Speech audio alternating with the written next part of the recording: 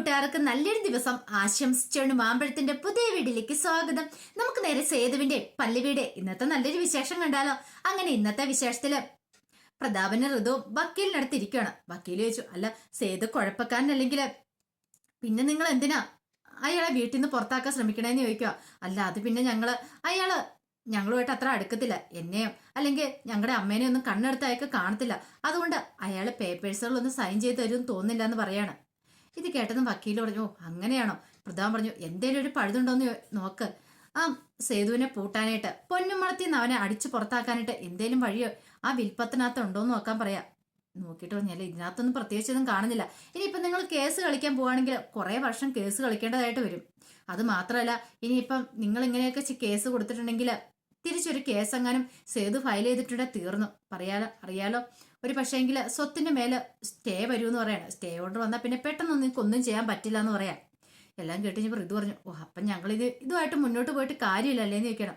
ഒരു കാര്യമില്ലെന്ന് പറയാം, അല്ലെങ്കിൽ പിന്നെ കേസ് കളിച്ച് കുറെ വർഷങ്ങൾ തള്ളി നീക്കേണ്ടതായിട്ട് വരുമെന്ന് പറയാം.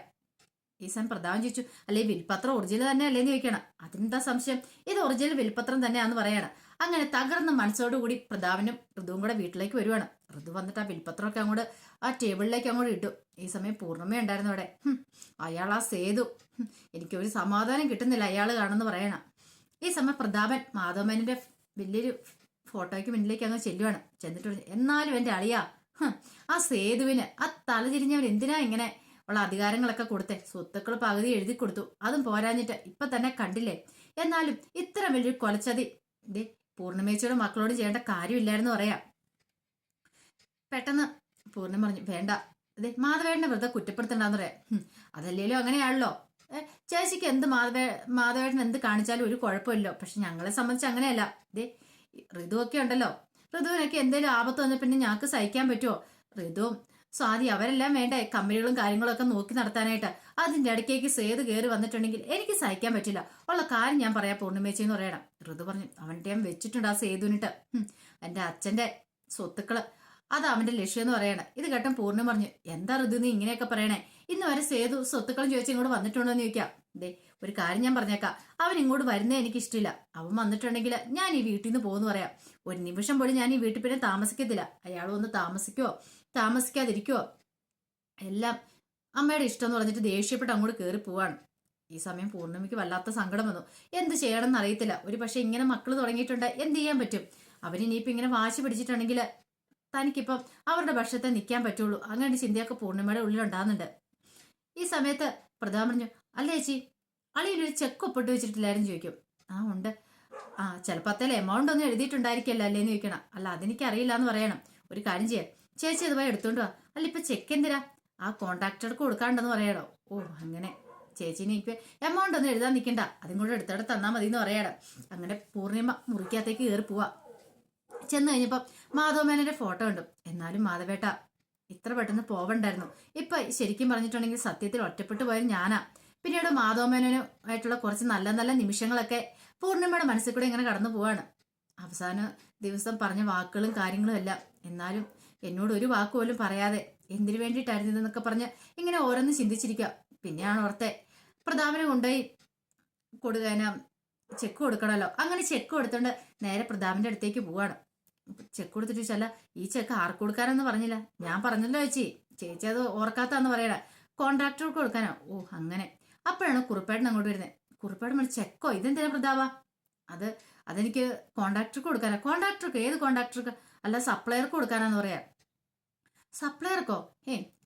മാധവൻ സാർ അങ്ങനെ ഒരാൾക്ക് കൊടുക്കാൻ പണം ഒന്നും കൊടുക്കാൻ ഉള്ളതല്ലോ. സാധാരണ അപ്പൊ തന്നെ ഡീലിങ്സ് എല്ലാം നടത്തുന്ന. പിന്നെ ഇങ്ങനെ ഇതിനെ കുറിച്ച് എനിക്ക് അറിയത്തില്ലോ. ഏത് സപ്ലയർക്കാന്ന് ചോദിക്കണം. അത് പിന്നെ എല്ലാം കുറുപ്പേട്ടനോട് പറയേണ്ട കാര്യമുണ്ടോ? അതെ, ചങ്ങരമേന വന്ന് വീണ് കിടക്കുന്ന സമയത്ത് ഈ കാര്യങ്ങളൊക്കെ എന്നെ പറിച്ച് ഏൽപ്പിച്ചിട്ടുണ്ടായിരുന്നു. അതുകൊണ്ടാണ് ഞാൻ ഇവിടെ വന്ന് പൂർണ്ണിമ ചേച്ചിയോട് പറഞ്ഞേനെ ഇതെടുത്ത് തരാനായിട്ട് എന്ന് പറയാണ്. ഇത് കേട്ടപ്പോൾ കുറുപ്പേട്ടന് ചെറിയ സംശയം. കാരണം അങ്ങനെയൊന്നും എന്നോട് ഇതായിട്ടും പറഞ്ഞിട്ടില്ല എന്ന് പറഞ്ഞു. ഓ എല്ലാം ഇപ്പൊ കുറുപ്പേട്ടനോട് മാത്രം പറഞ്ഞിട്ടാണ് ചെയ്യുന്നത്. കുറുപ്പേട്ടൻ ഇവിടുത്തെ വലിയ കാർന്നവരാണ്ട പറഞ്ഞു കേട്ടല്ലോ. കാഴ്ചത്തന്റെ പണി നോക്കിയാൽ മതി എന്ന് പറഞ്ഞിട്ട് അങ്ങോട്ട് പോവാണ്. ഈ സമയത്ത് പ്രതാപന്റെ ഫോൺ ബെല്ലടിച്ചു. എടാ ക്യാഷൊക്കെ ഓക്കെ, പക്ഷെ പറഞ്ഞ ഓർമ്മയുണ്ടല്ലോ, ബാക്കി പൈസ എനിക്ക് തന്നെന്ന് പറയാം. എല്ലാം ഓക്കെ എന്ന് പറയണ. ഈ സമയത്ത് പൂർണ്ണിമയുടെ അരികിലേക്ക് എത്തിയിട്ട് കുറിപ്പേട്ടൻ പറഞ്ഞു, അതെ കാര്യമൊക്കെ കാര്യം തന്നെ. പക്ഷെ ഋതുവിനോടൊന്ന് ചോദിച്ചായിരുന്നോ ഇങ്ങനെ ചെക്ക് കൊടുക്കുന്ന കാര്യം? ഇല്ല കുറിപ്പേട്ട, ഇനി ഇങ്ങനെ കൊടുക്കുമ്പം പറഞ്ഞിട്ട് വേണം കേട്ടോ കൊടുക്കാനായിട്ട്. ഒന്നുമല്ലേലും ഋതുവും കാര്യങ്ങളൊക്കെ അറിഞ്ഞിരിക്കണം. കാര്യം പൂർണിമയുടെ അനിയനൊക്കെ തന്നെയാണ് പ്രധാവൻ. പക്ഷെ എനിക്കെന്തോ അത്രയ്ക്ക് അങ്ങോട്ട് വിശ്വാസം വരുന്നില്ല എന്ന് പറയണം. അവനെ അവിശ്വസിക്കേണ്ട കാര്യമൊന്നുമില്ല കുറുപ്പേട്ടാന്ന് പറയണം. ഞാൻ പറഞ്ഞുള്ളൂ, ഇനി എല്ലാം പൂർണിമയുടെ ഇഷ്ടം എന്ന് പറഞ്ഞിട്ട് കുറുപ്പേട്ടൻ അങ്ങോട്ട് പോവാ. കുറുപ്പേട്ടന് പണ്ടേ സംശയം ഉണ്ടായിരുന്നു പ്രധാവനെ. അവനാണെങ്കിൽ എങ്ങനെ അടിച്ചു മാറ്റാന്ന് കരുതി ഇരിക്കുന്നവനാണ്. അല്ലെങ്കിൽ തന്നെ ഇപ്പോഴീ വീട്ടിലുള്ള ബാക്കി സ്വത്തുക്കളും എങ്ങനെയാലും അടിച്ചു മാറ്റി സ്വന്തം പേർക്ക് മാറ്റണം, ആ ഒരു ചിന്തയോട് കൂടിയിട്ടാണ് ഋതുവിനെ കയ്യിലെടുത്തിരിക്കുന്നത്. അല്ലെങ്കിൽ പിന്നെ അയാൾക്ക് പിന്നെ ഇതിന്റെ പുറകെ നടക്കേണ്ട വല്ല ഒരു കാര്യമില്ലാത്ത കാര്യമാണ്. പിന്നീട് കാണിക്കുന്നത് സേതു ഇങ്ങനെ ടെൻഷൻ അടിച്ചിരിക്കുക. സേതുവിനാണെങ്കിൽ വല്ലാത്തൊരു ടെൻഷനൊക്കെ ഉണ്ട്. കാരണം പൊന്നുമടത്തിലേക്ക് പല്ലവി പോകണം എന്നൊക്കെ പറഞ്ഞു. പക്ഷേങ്കിൽ അതൊരിക്കലും നടക്കുന്ന കാര്യമൊന്നുമില്ല. ഇനിയിപ്പോൾ അതിനെക്കുറിച്ച് ചിന്തിച്ചിട്ടും കാര്യമില്ല. എന്ത് വന്നെന്ന് പറഞ്ഞ് താലങ്ങോട്ട് പോകാനായിട്ട് ശ്രമിക്കുന്നില്ല. ഒരു കാരണവശാലും അങ്ങോട്ട് പോകുന്നില്ല. അതിന്റെ പേരിൽ എന്ത് പ്രശ്നം ഉണ്ടായാലും ശരി അവിടെ പോയി ജീവിക്കാണ്ട് തനിക്കൊന്നും ഇഷ്ടമില്ല. അങ്ങനെയൊക്കെ ചിന്തിച്ച് സേതു ഇരിക്കുകയാണ്. ഈ സമയം ഋതുവിന് കട്ട കലിപ്പായിരുന്നു. ഋതു നേരെ സ്വാതിയുടെ അടുത്തേക്ക് എന്നിട്ട് അയാളുണ്ടല്ലോ അയാളെ ശരിയാക്കുന്നുണ്ടെന്ന് പറയണം. പെട്ടെന്ന് സ്വാതി ചോദിച്ചു, ആരാ ചേച്ചി? അവനുണ്ടല്ലോ സേതു, അയാളുടെ കാര്യം പറഞ്ഞെന്ന് പറയണം. ചേച്ചി ഒരു കാര്യം ഞാൻ പറഞ്ഞേക്കാം. അയാളുടെ പേര് കേൾക്കുന്നതന്നെ എനിക്ക് ദേഷ്യമാണ്. അല്ല അയാൾ ഇങ്ങോട്ട് അങ്ങനെ താമസിക്കാൻ വരുമോ ചേച്ചിന്ന് ചോദിക്കാം. എനിക്കറിയത്തില്ല.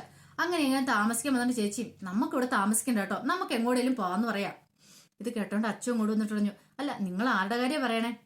ഞങ്ങളുടെ കാര്യം തന്നെ പറയണേ. ആ സേതു ഇങ്ങോട്ട് താമസിക്കാൻ വന്നിട്ടുണ്ടെങ്കിൽ ഇവിടെ നിന്ന് ഇറങ്ങുന്ന കാര്യമാണ് പറഞ്ഞതെന്ന് പറയാം. എന്തിനാ? ആ നമ്മുടെ വലിയേട്ടനല്ലേന്ന് ചോദിക്കും. ഒരു വലിയേട്ടൻ വന്നേക്കുന്നു. വലിയേട്ടനാണെങ്കിൽ ഒരു കാര്യം ചെയ്യാം, വലിയേട്ടനും പെങ്ങളും കൂടെ കെട്ടിപ്പിടിച്ച് അവിടെ പോയിരുന്നു.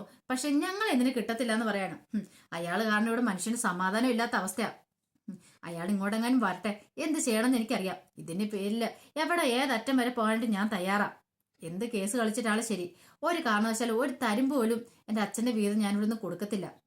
ഈ ഋതുവിനോട് അവന്റെ കളി, ഈ ഋതു ആരെന്ന് അവൻ ശരിക്കും അറിയാൻ പോകുന്നുള്ളൂ. ഈ സമയം സ്വാതി ചോദിച്ചു, അല്ല എന്ത് ചെയ്യാനാ ചേച്ചി തീരുമാനിച്ചിരിക്കുന്നത്? അതൊക്കെ എനിക്കറിയാം എന്ത് ചെയ്യണമെന്ന്, ഞാൻ കാണിച്ചു കൊടുക്കുന്നുണ്ട് അവനെ. സേതുവിനെ ഞാനിവിടെ എണ്ണാറ് വരപ്പിക്കും. വേണ്ടി വന്നിട്ടുണ്ടെങ്കിൽ ഈ ഭൂമിയിൽ നിന്ന് തന്നെ അവനെ തുറച്ചു വെക്കുമെന്ന് പറയാം. സ്വാതി പറഞ്ഞു, അതാ നല്ലൊരു കാര്യം.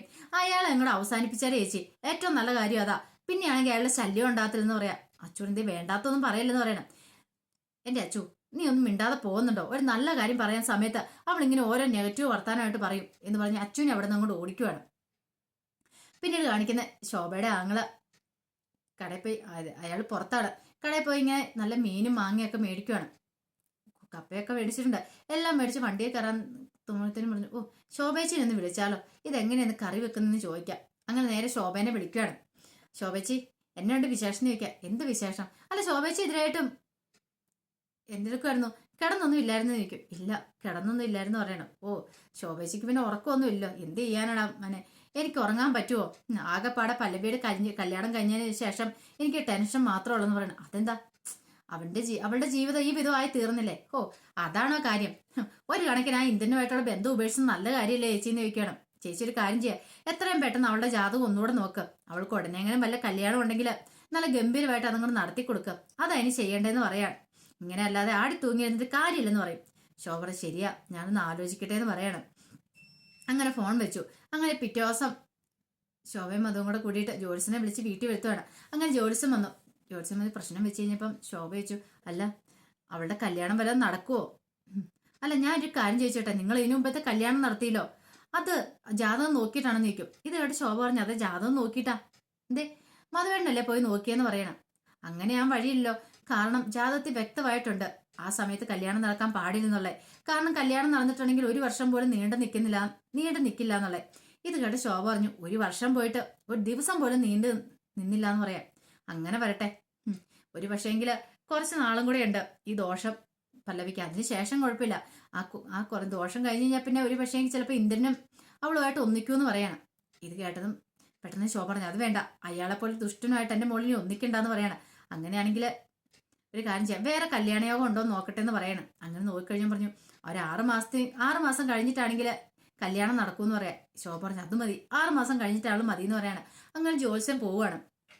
ജോത്സ്യം പോയി കഴിഞ്ഞപ്പോൾ നേരെ മധുവിന്റെ അടുത്തേക്ക് ശോഭ ഇല്ലുവാണ്. ശോഭ എന്നിട്ട് സത്യം പറയാതെ കേട്ടാ, അല്ല അവളുടെ ജാതകം നോക്കിയായിരുന്നു എന്ന് ചോദിക്കുവാണ്. ഇത് കേട്ടതും മധു ഞെട്ടി. അല്ല ഞാൻ ചോദിച്ച അവൾക്ക് ഇത്രയും വലിയ ദോഷമുള്ള സമയത്ത് നിങ്ങൾ കല്യാണം ഒരു കുഴപ്പമില്ലെന്നൊക്കെ പറഞ്ഞല്ലോ. അങ്ങനെയല്ല കല്യാണം നടത്തിയത്. ജാതകങ്ങൾ ചമ്മ ചേരൂന്ന് പറഞ്ഞല്ലോ. സത്യം പറ, ജാതകം നോക്കിയാലും ചോദിക്കുക. ഇത് കേട്ടതും ഒരു നിമിഷം ഒന്ന് ആലോചിച്ചിട്ട് പറഞ്ഞില്ല. നല്ലൊരു ആലോചന വന്ന് പിന്നെ ഞാൻ ഒന്നും നോക്കിയില്ല. ഇത് കേട്ട ശോഭയ്ക്ക് ദേഷ്യം വന്നു. വെറുതെ അല്ല എന്റെ മോളുടെ ജീവിതം തകർന്നു പോയത്. ഇപ്പൊ എനിക്കൊരു കാര്യം ഉറപ്പായി. എന്റെ മോളുടെ ജീവിതം നശിച്ചു പോയിട്ടുണ്ടെങ്കിൽ അതിന് ഉത്തരവാദി മധുവേട്ടൻ തന്നെയാന്ന് പറഞ്ഞിട്ട് ദേഷ്യപ്പെട്ട് അകത്തേക്ക് കയറി പോവാ. എന്ത് ചെയ്യണമെന്ന് അറിയത്തില്ലാത്തൊരവസ്ഥയായിപ്പോയി മധുവിന്. അപ്പോഴാണ് പല്ലവി അങ്ങോട്ട് കയറി വരുന്നത്. അപ്പൊ അതിന്റെ വിശേഷങ്ങളൊക്കെ ഏതാ കണ്ടേ. ഇതിന്റെ ബാക്കി വിശേഷങ്ങളായിട്ട് വൈകുന്നേരത്തെ പ്രമോയി വരാട്ടോ. ആദ്യമേ കാണുന്നവരാണെങ്കിൽ ചാനൽ ഇഷ്ടപ്പെട്ട ഒന്ന് സബ്സ്ക്രൈബ് ചെയ്യാൻ മറക്കരുതേ.